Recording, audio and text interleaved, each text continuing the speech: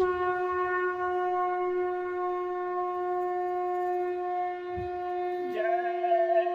गुरुदेव। जय गुरुदेव। जय गुरुदेव। जय गुरुदेव।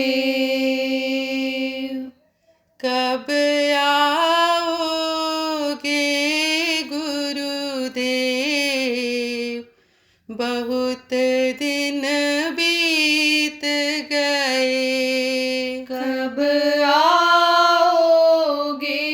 गुरुदेव, बहुत दिन बीत गए। मेरी अरज सुनो गुरुदेव, बहुत दिन बीत गए। मेरी अरज सुनो गुरुदेव, बहुत दिन बीत गए। भक्तों के आँखों के तारे, भक्तों के आँखों के तारे, मेरे भी बन जाओ सहारे। मेरे भी बन जाओ सहारे। मैं तो बाट निहारूं दिन रात, बहुत दिन बीत गए। मैं तो बाट निहारूं दिन रात, बहुत दिन बीत गए। कब आओगे गुरुदेव, बहुत दिन बीत गए। कब आओगे गुरुदेव, बहुत दिन बीत गए। तुम्हारे दर्श को ये अखियाँ है प्यासी, तुम्हारे दर्श को ये अखियाँ है प्यासी। रात दिवस स्वामी रहत उदासी। रात दिवस स्वामी रहत उदासी।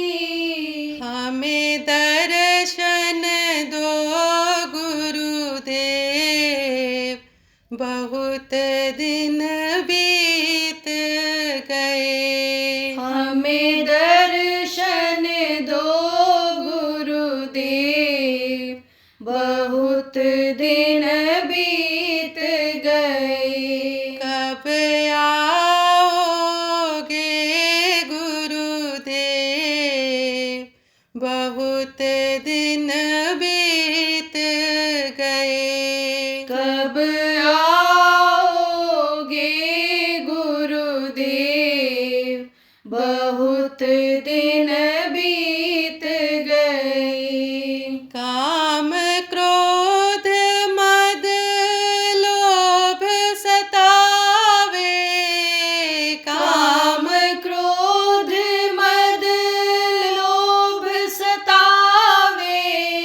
नित नव भोग सामने आवे।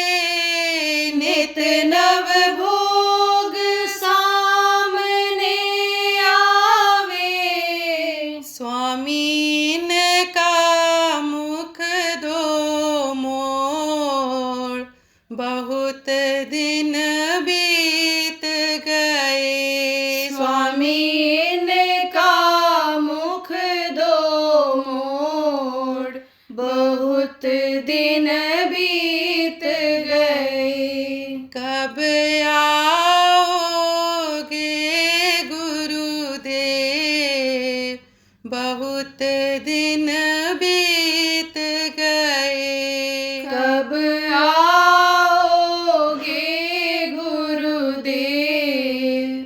बहुत दिन बीत गए।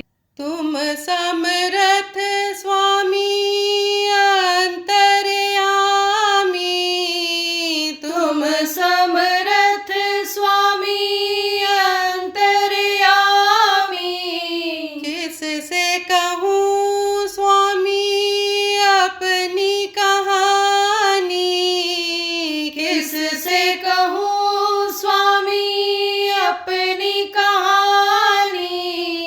मेरे अंतर पट दो खोल, बहुत दिन बीत गए। मेरे अंतर पट दो खोल, बहुत दिन बीत गए। कब आओगे गुरुदेव, बहुत दिन बीत गए। कब आओगे गुरुदेव, बहुत दिन बीत गए। जय गुरुदेव। जय गुरुदेव।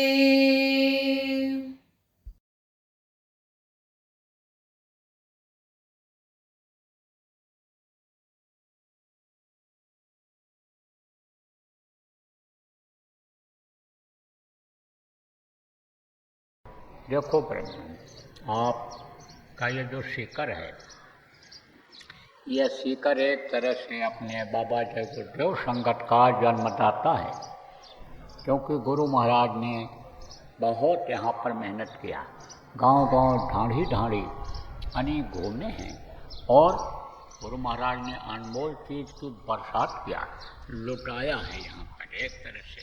तो समझो कि नाम का हीरा मोती मैं बिखरा हूँ गली गली, हाँ फिर समझो गली गली बिखरा दिया है नाम का ये जो हीरा मोती है।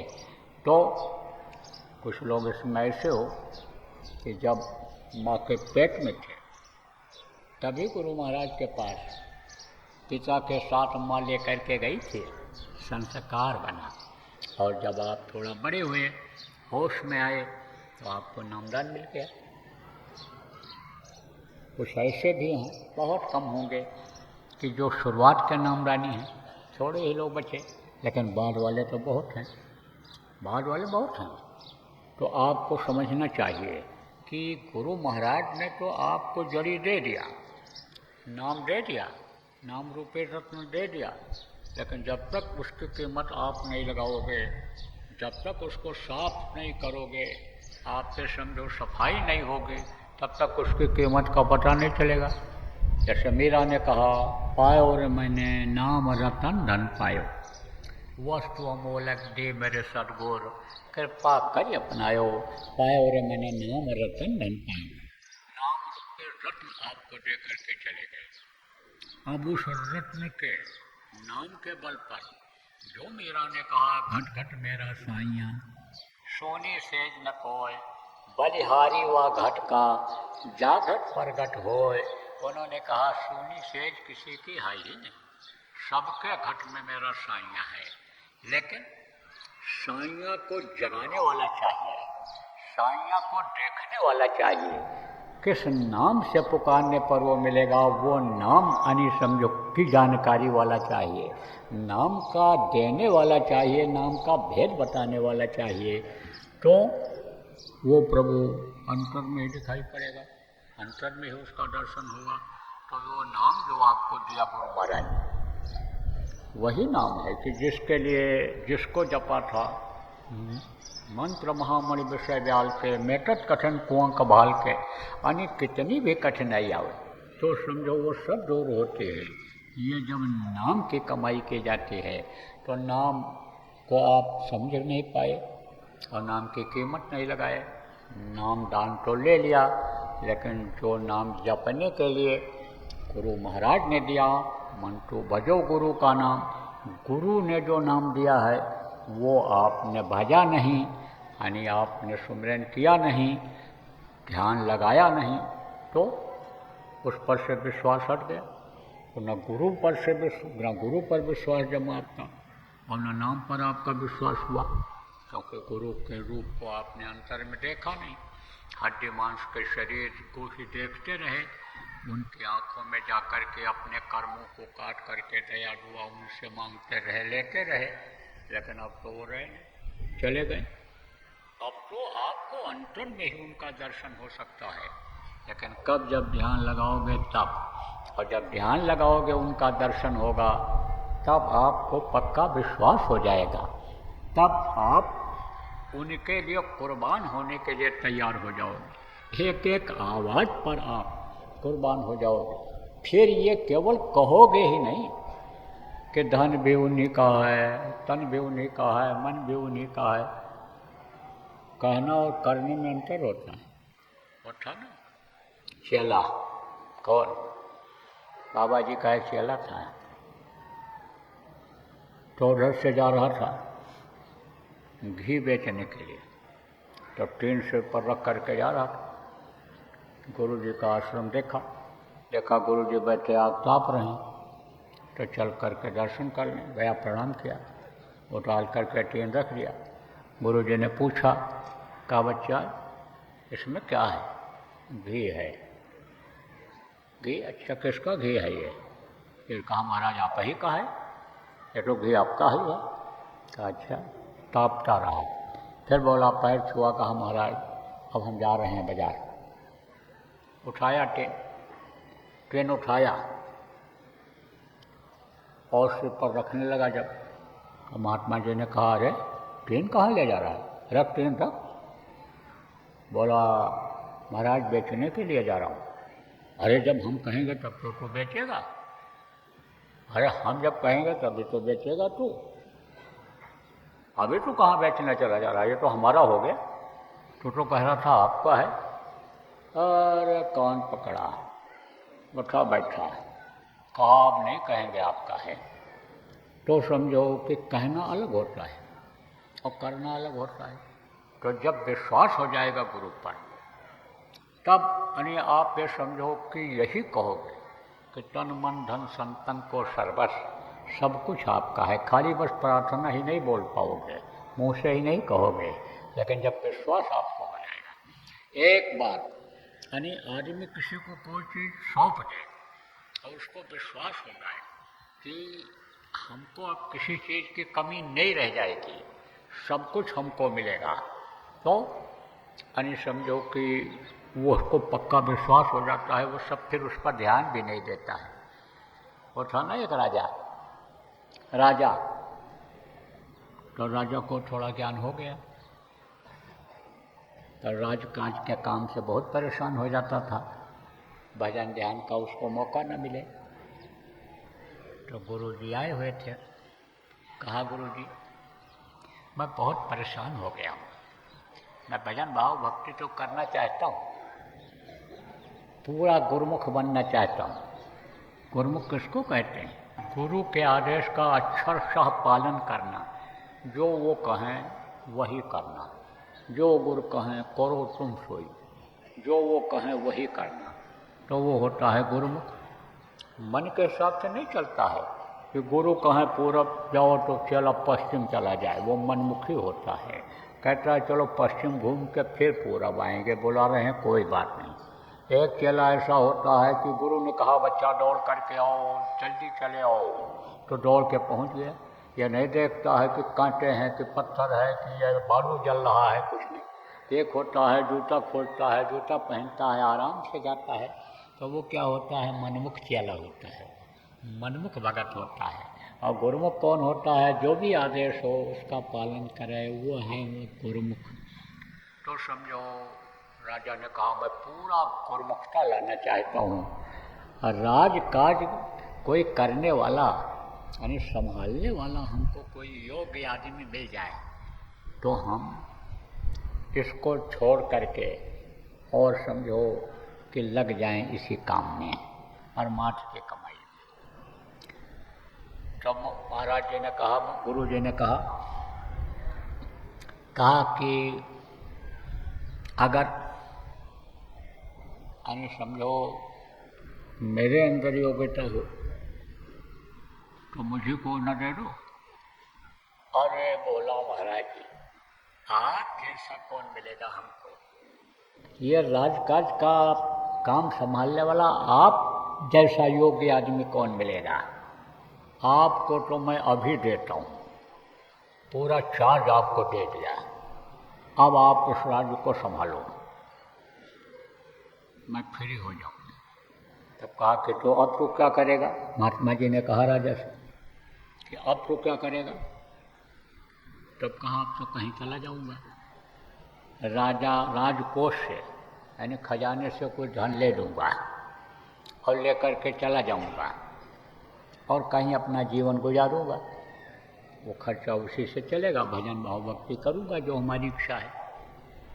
तो बोले तेरा खजाना? खजाना तेरा कहाँ रह गया? अरे राज्य में ही तो खजाना भी है, तो जब राज्य मेरे हाथ में आ गया, तूने दे दिया, तो मेरा खजाना हो गया, तेरा खजाना कहाँ है? बोल अब तू क्या करेगा? सोचा थोड़ी देर, बोला महाराज कहीं नौकरी कर लूँगा, कुछ मिलेगा उसी से अपना पेट पाल लूँगा और भजन भाव भक्ति करूँगा। महात्मा जी ने कहा कि तो नौकरी करेगा? हाँ करूँगा। मेरे यहाँ करेगा?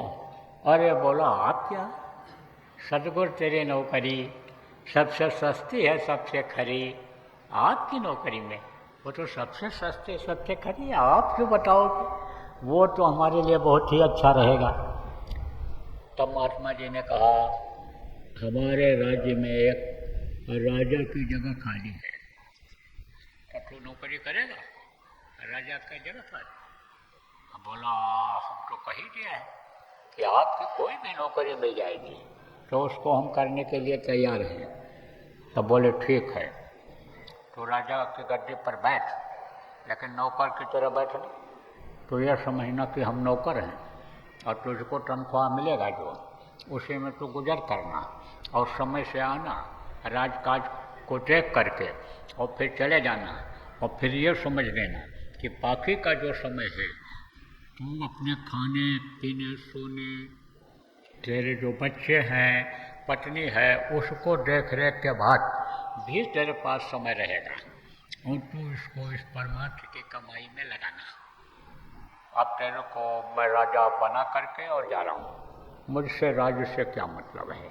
लंगोटी लगाने वाले को राज्य से मतलब नहीं होता है, और लंगोटी लगाने वाले को ही प्रेमियों देखो लोग मानते हैं, जो त्यागी हो जाते हैं उन्हीं को लोग मानते हैं। भोगी राजा की आज तक कोई पूजा हुई नहीं हुई, तो वो अन्य महात्मा बोले हमको राज से मतलब नहीं है।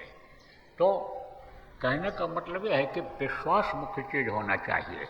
विश्वास गुरु पर तब होगा कि जब आप गुरु के रूप को अंतर में देखोगे। देखो प्रार्थना में ये बात कही जाती है, गुरु मोहि अपना रूप दिखाओ। कौन सा रूप? ये जो जनहित के लिए, ये जो जीवों के उबारने के लिए, कल्याण के लिए आप ले करके आए हो, माँ के पेट से बन करके जो आप आए हो, पंच भौतिक शरीर का रूप नहीं, अंतर में रूप दिखाओ आप। अंतर में गुरु का रूप जब देखने में आता है तब उनकी गरिमा महिमा का पता चलता है। रानी इंदुमती ने जब देखा कबीर साहब को सतलोक में बैठे हुए, अरे बोली यही तो सब कुछ कर रहे हैं, यही तो दुनिया चला रहे हैं। तब बोली कि आपने हमको मृत्युलोक में क्यों नहीं बताया कि मैं ही सब कुछ हूँ, मैं ही सब कुछ कर रहा हूँ।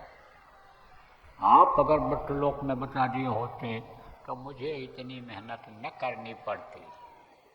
तब उन्होंने कहा तुझको विश्वास न होता, तुझको विश्वास न होता।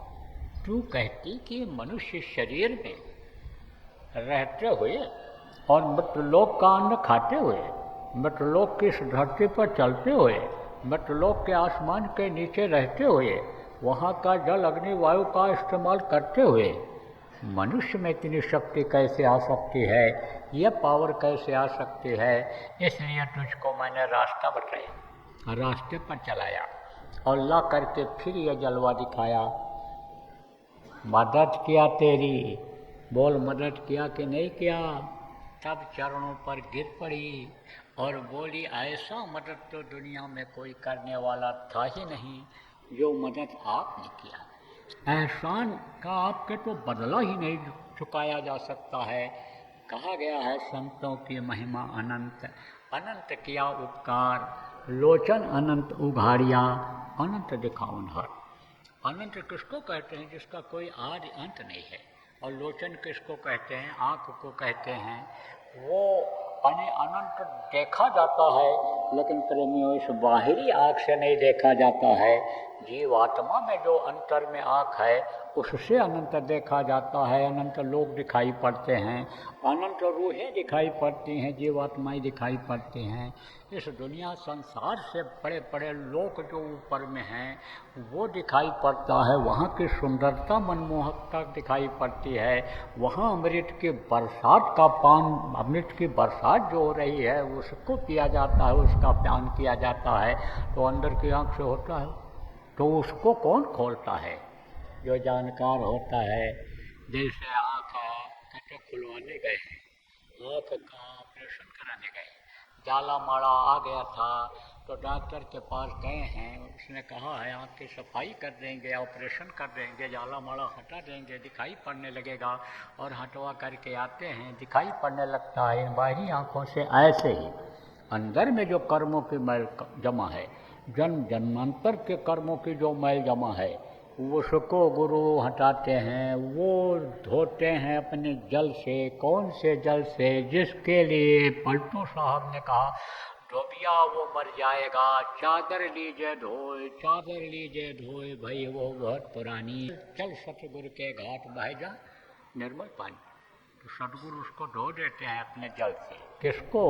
वो जो आँख का जो है चिपकना है। छोटे बच्चे होते हैं तो ज़्यादा धूप में खेलते रहते हैं, गर्द धूल जब आ जाती है, मैल जब आ जाती है, गंदगी जब आ जाती है आँख में, तो अंदर से मान लो जैसे पानी निकला, बस वो दोनों पलकें रात को ऐसे चिपक जाती हैं। तो माँ क्या करती है?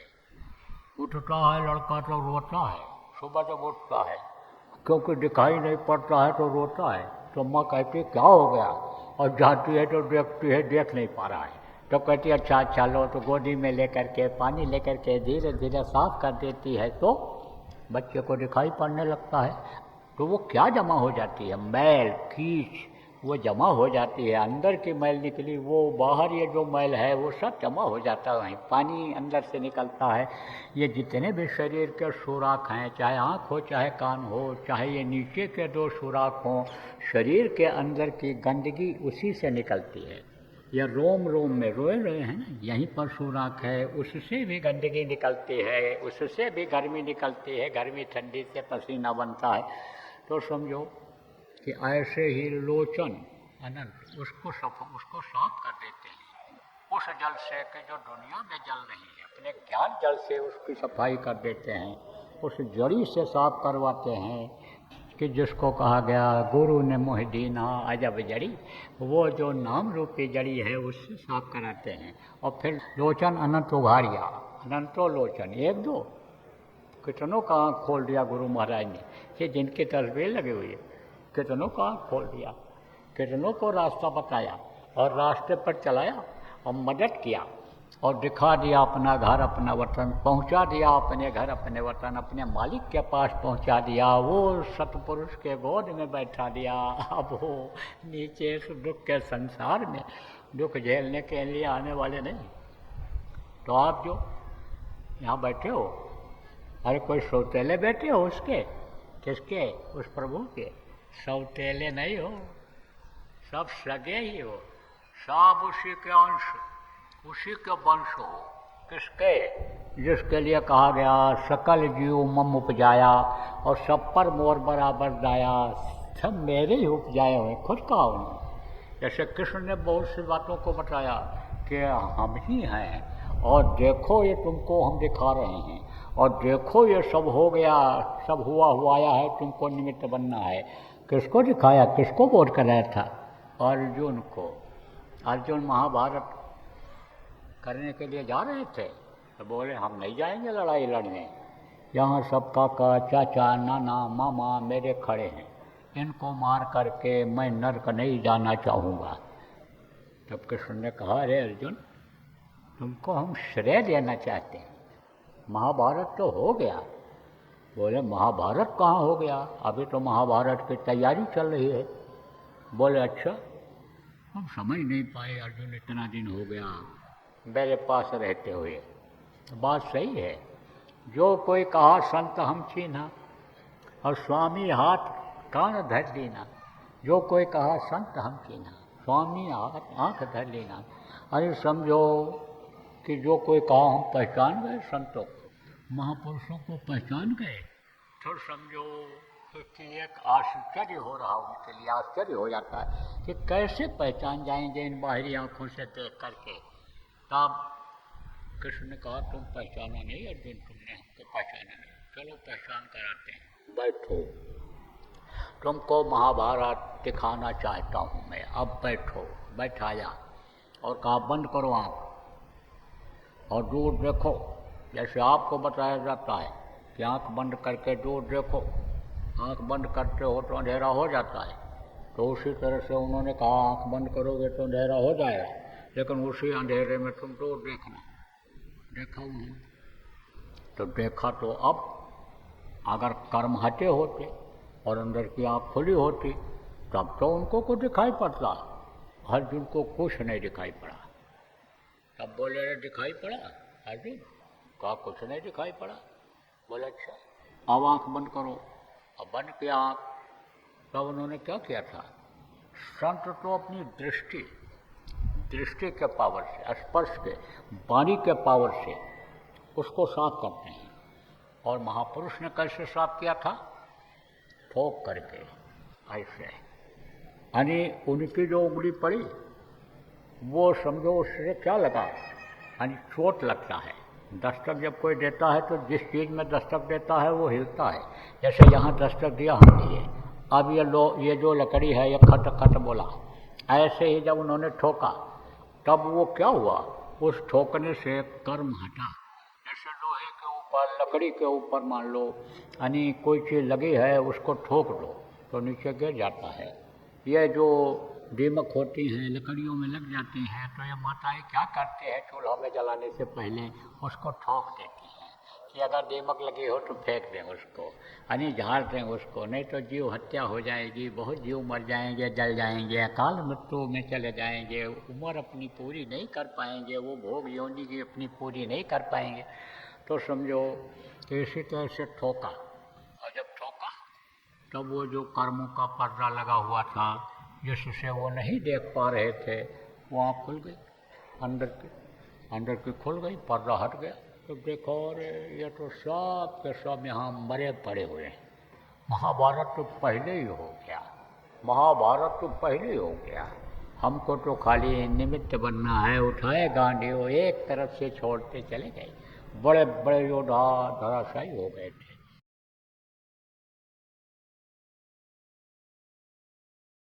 देखो प्रेमियों, कोई कितना भी प्रयास करे भारतीय संस्कृति को ख़त्म करने की, कर नहीं सकता है।